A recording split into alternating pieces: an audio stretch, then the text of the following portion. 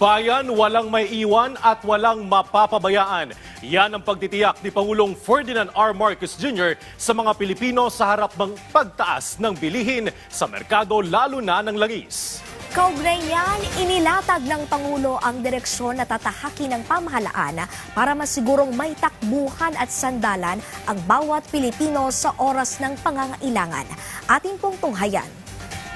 Magandang araw po sa inyong lahat. Maliwanag naman na itong gera sa gitnang silangan ay talagang malaking naging epekto sa buong mundo at dito rin sa Pilipinas. Siyempre, hindi natin maaring hayaan na pasanin itong mga mas nakakaraming commuter. Pagising ko kaninang umaga, nakita ko yung mga headline at ang pinag-uusapan ay yung naaprubahan na fare hike. Siguro hindi ito ang panahon para magtaas ng pamasahe para sa ating mga kababayan.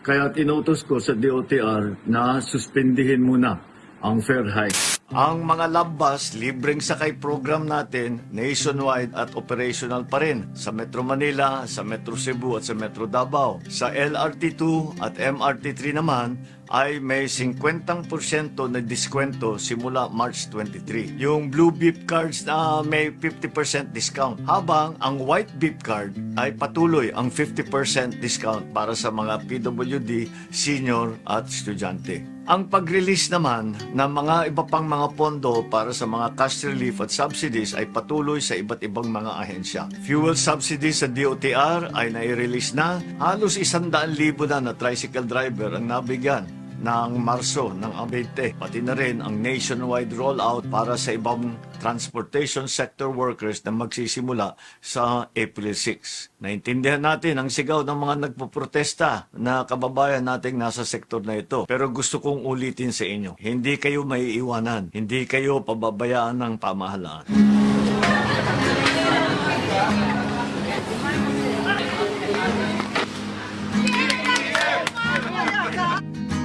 Masusi natin binabantayan ang mga presyo ng mga ibang bilihin. Nung isang araw naman ay sumugod din tayo sa palengke para makita ang presyo ng mga pangunahing bilihin o prime commodities. Sa awa naman ng Diyos, stable pa at walang naman masyadong pag-abuso. Walang nagbebenta ng higit sa suggested retail price. Patuloy tayo makikipag-ugnayan sa ating mga manufacturer ng mga basic commodities na kritikal sa panahon na ito.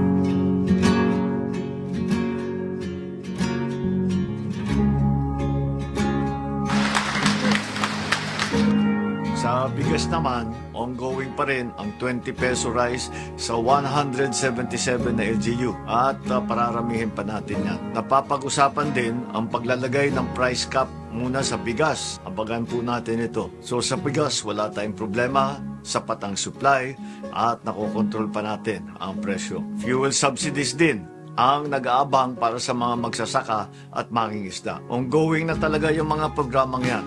Pero nagpatagdag pa tayo ng 50 million sa mga regional field officers. Ang presyo naman ng fertilizer, ibang usapan po yan dahil petroleum product yan. Nakikipag-usap na tayo sa iba't ibang fertilizer producing countries. Okay pa tayo sa Abril, pero pinaghahandaan na natin ang May to June.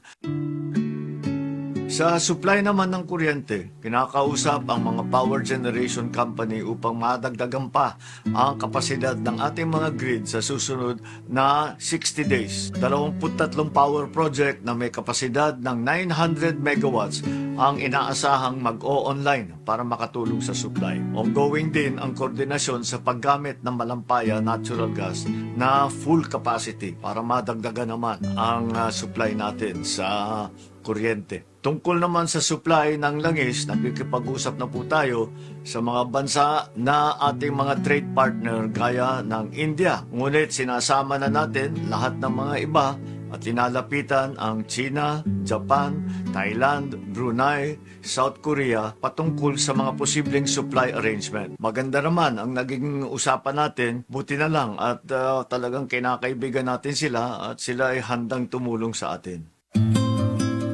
At hindi po natin kinakalimutan ang mga ating kababayan na nandoon sa mga alanganing lugar sa Middle East. Tuloy-tuloy naman ang pagdating ng ating mga kababayan mula sa gitnang silangan. Mahigit 1,400 overseas Filipino workers at 334 dependents na ang nakauwi mula noong 5 ng Marso hanggang March 17. Yung pangatlong government chartered flight naman ay dumating dito noong March 18 na may sakay na 153 OFW, 114 dependent at saka 50 stranded na Pilipino. Sa mga susunod na araw ay mas marami pa ang pararatingin natin. Ay marami sa kanila ay uuwi sa Visayas at Mindanao. Kaya tiniyak naman natin na makakapag-hotel muna sila at binubuk natin sila sa mga flight na papunta sa kanilang mga probinsya. Tinitiyak natin na naaalagaan sila ng mga.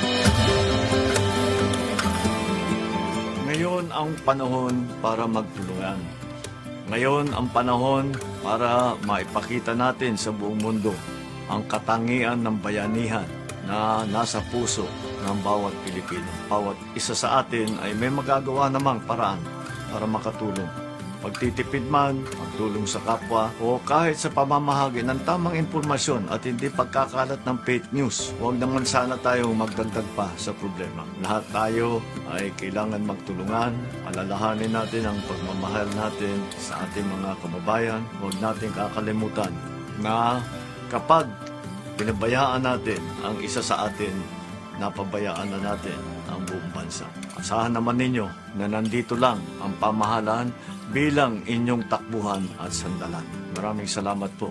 Magandang araw po sa inyo.